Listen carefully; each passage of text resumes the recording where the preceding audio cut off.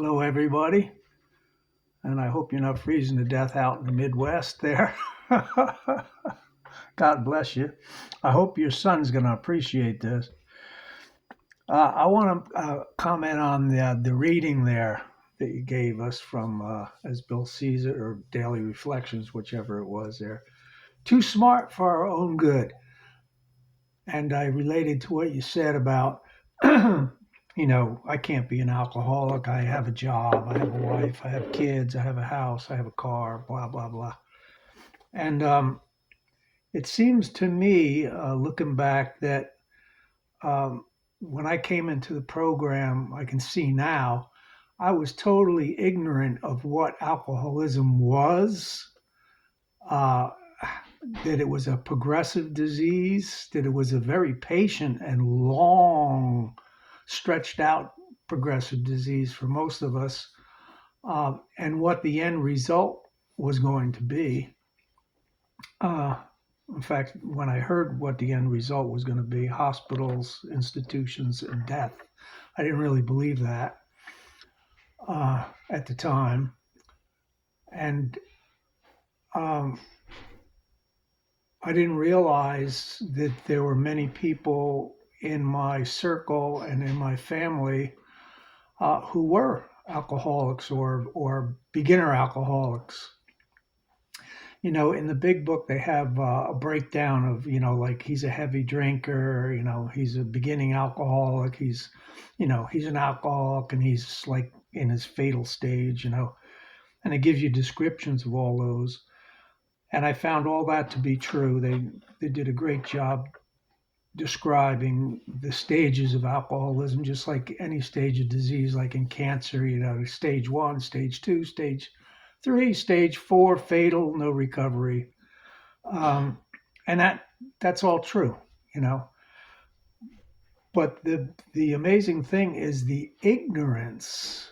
Like I know that looked out the window a lot during high school. College was even worse because you could just cut classes if you wanted to, which I did frequently, especially on a nice day.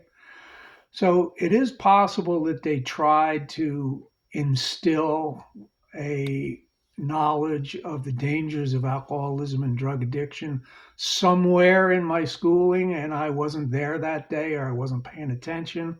It is possible. I'll give you that. It is possible. It is my fault that I didn't understand what I was doing with substances and alcohol. But um, I don't know if that's changed in the school system today since we have a few teachers with us. Maybe they could enlighten me on that. But I would hope that today somehow they try to teach the kids a little bit better than I was taught just how slippery the slope is with these substances because I was just totally. I think that Hollywood and the movies that they would show, like anybody who was alpha male, anybody who was macho, anybody who you wanted to be like in the '60s that you saw on a television series or in a movie, they were drinkers. They were drinkers and they were smokers. They were smoking and doing a shot of whiskey. Watch any movie from the '50s, '40s, or '60s, and the hero was always a hard drinking, hard smoking type of guy. And I think a lot of the Hollywood stars were like that in real life. Say somebody like Humphrey Bogart or something. I think all of these people eventually died of alcoholism or tobacco abuse. So the ignorance that we have before we come into the program is just appalling to me. And I don't know how to remedy that. Like I can't remedy that.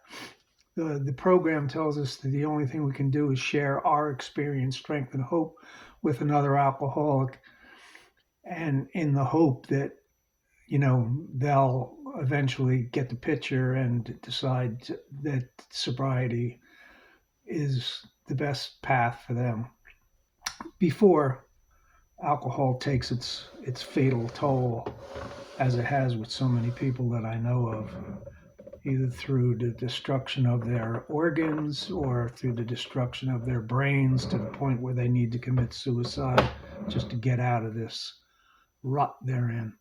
So that's what hit on me today, that reading. Thanks for listening, and good to see everybody.